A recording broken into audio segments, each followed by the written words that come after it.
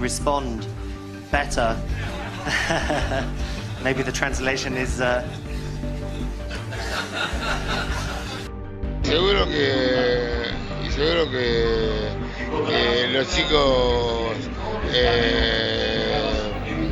They called him a magician with the ball, the hand of God, a legend who could change a match with a single touch. But for all his brilliance, Diego Maradona was never just smiles and celebrations. He was fiery, unpredictable, and brutally honest about the people he despised. Over the years, he built up rivalries that turned into battles, grudges that lasted decades, and enemies who felt the full force of his words. Some tried to bring him down, others left scars that never healed, and a few simply crossed him in ways they would never forget. Today, we're looking at 5 players and figures Maradona truly couldn't stand, and the reasons behind the anger that followed him throughout his career.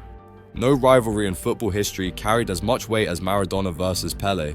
On the surface, you'd think 2 of the greatest ever would respect each other endlessly, but the truth? Their relationship was fiery, messy, and often downright hostile. It started with constant comparisons. From the moment Maradona rose to stardom, journalists and fans framed him as the new Pele, forcing the two into a competition neither asked for, but instead of brushing it off, both men leaned in, and the rivalry exploded. Maradona believed football had changed. The game was faster, rougher, and he insisted that his achievements were harder to reach than Pele's ever were. Pele, on the other hand, would often remind people of his 3 World Cups and argue that Maradona's personal life weakened his legacy. That stung Diego, and he fired back every chance he got. The tension reached boiling point in the year 2000 when FIFA announced its Player of the Century award. Fans across the globe voted online, and Maradona crushed the poll with more than half the votes. Pele was far behind, but in a shocking twist, FIFA stepped in and declared Pele the joint winner through a committee vote.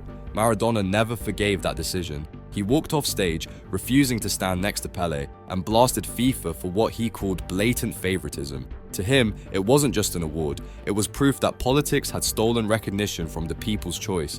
And the insults didn't stop there. Maradona mocked Pele's comments about modern players, once saying Pele should go back to the museum.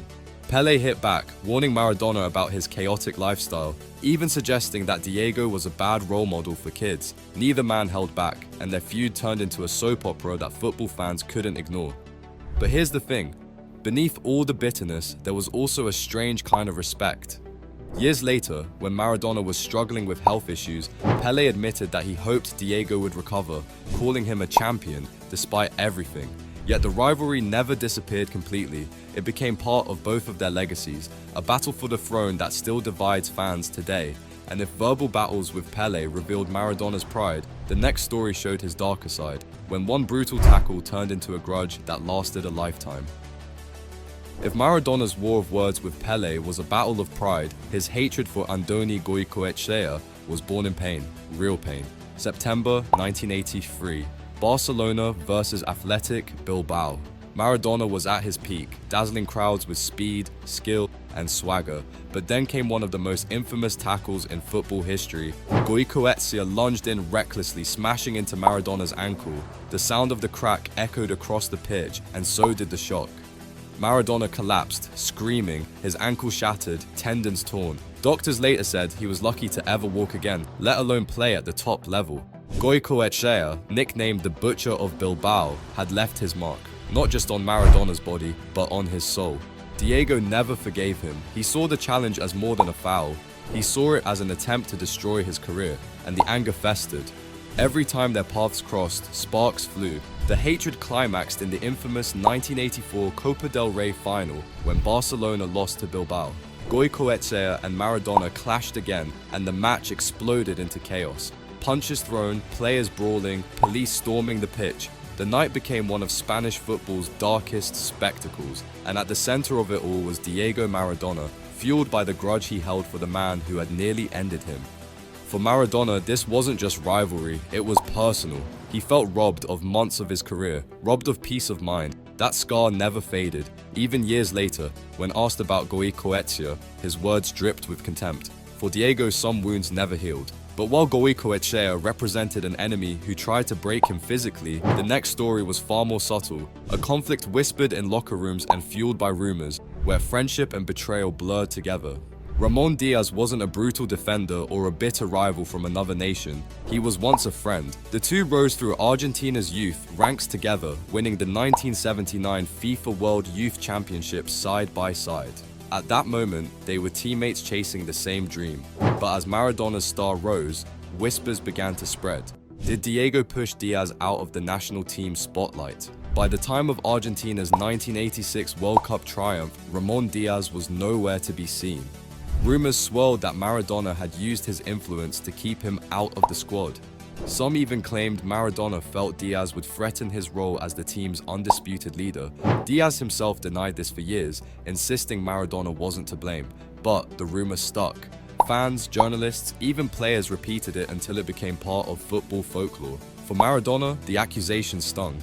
He valued loyalty above almost anything, and the idea that he betrayed a teammate haunted his image. Still, many believed the cold distance between them told its own story. Unlike his battles with Pele or Goicoechea, this wasn't fought on the pitch or in the press. It was a silent rivalry, a ghost that lingered in the background of Argentina's golden years. The bitterness between them never exploded into a public war of words, but the tension remained.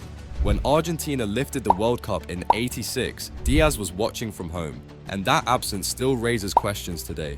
Was it bad luck, bad timing, or the hidden hand of Maradona himself? If Diaz's story showed Maradona's complicated side off the pitch, the next chapter took us back to Barcelona, where Diego's temper would clash not with rivals, but with his own teammates and the people who controlled his future. When Maradona signed for Barcelona in 1982, it was supposed to be the start of something historic. He arrived as the most expensive player in the world, the golden boy who would dominate Spanish football. But instead of glory, what he found was betrayal. And not just from opponents on the pitch. The club promised him protection, support, and the chance to thrive. But when Andoni Goicoechea shattered his ankle, Maradona felt abandoned. The board argued about his recovery, medical staff mishandled his treatment, and teammates often left him isolated in matches where defenders targeted him with brutal challenges. To Diego, it felt like nobody truly had his back. The tension spilled into the dressing room. He clashed with teammates who questioned his attitude, and he lashed out at directors who treated him like a commodity rather than a human being. The bitterness grew until it boiled over in the infamous 1984 Copa del Rey final. After suffering abuse from Bilbao fans and taunts from players, Maradona snapped. He stormed into the chaos with fists flying, sparking one of the ugliest brawls football has ever seen. The images of Maradona drop-kicking opponents and swinging wildly burned into the world's memory, and they also sealed his exit from Barcelona. Diego never forgot what he saw as a betrayal. To him, Barcelona wasn't just a failed chapter of his career, it was a place that tried to break his spirit. Years later, he would openly criticize how the club treated him, suggesting that they cared more about protecting their image than protecting their players. In Maradona's eyes, Barcelona wasn't just an employer that let him down, it was an enemy he carried with him long after he left Spain. But while Barcelona symbolized betrayal at an institutional level, Maradona also held grudges on a far smaller, more personal scale. And one of his sharpest targets wasn't a superstar at all. It was a referee whose decisions left Diego furious. Maradona's career was full of dazzling goals and unforgettable moments, but also constant fights with authority. And few people got under his skin, like referee Daniel Castrilli. The Argentine official was known for his strict, no-nonsense style, and Maradona hated him for it. In the late 1990s, as Diego's playing days wound down, Castrilli became the referee who seemed to always have his number. Harsh yellow cards, dismissals, decisions Diego swore were unfair, all of it built into a personal grudge. Maradona once raged that Castrilli was the star of the show instead of the players, accusing him of craving the spotlight. For Diego, football was about artistry and passion, and referees were supposed to stay invisible. Castrilli represented the opposite, an authority figure who dared to overshadow him. The feud became so intense that Maradona even mocked Castrilli off the pitch, questioning his integrity and blasting him in interviews. To most players, referees came and went, but Maradona treated Castrilli like a rival, an obstacle who had wronged him over and over. It was classic Diego, turning even a referee into a figure of hate, because in his world, respect had to be earned, and once it was lost, there was no going back. And that was the essence of Maradona. His loves were intense, his loyalties unbreakable, but his hatreds burned just as fiercely. Whether it was Pele, Goicoechea, Diaz, Barcelona, or even a referee, Diego never forgot the people who crossed him. Diego Maradona's story is often told through highlights, the dazzling dribbles, the hand of God, the World Cup glory, but behind all of that, there was another side to him, the grudges, the rivalries, the enemies who fueled his fire. From Pele, the eternal rival for the crown, to Goicoechea, the man who tried to break him in half. From the quiet tension with Ramon Diaz, to the bitterness toward Barcelona's board, and even the fury he directed at a referee who crossed him.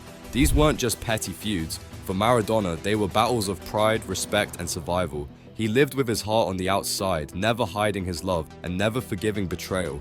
That's what made him so magnetic. Every cheer, every insult, every grudge added layers to a man who was never just a footballer. He was a fighter, a rebel, a genius who carried both glory and scars. And maybe that's why he's remembered so fiercely today, because Maradona wasn't perfect. He was human, raw, and unfiltered, with passions and hatreds as legendary as his goals. The question is, which of these grudges defined him the most? Was it the rivalry with Pele, the pain from Goicoechea, or the quieter battles that shaped his career in the shadows? Let me know what you think, because the truth about Maradona is that his enemies were part of his legend.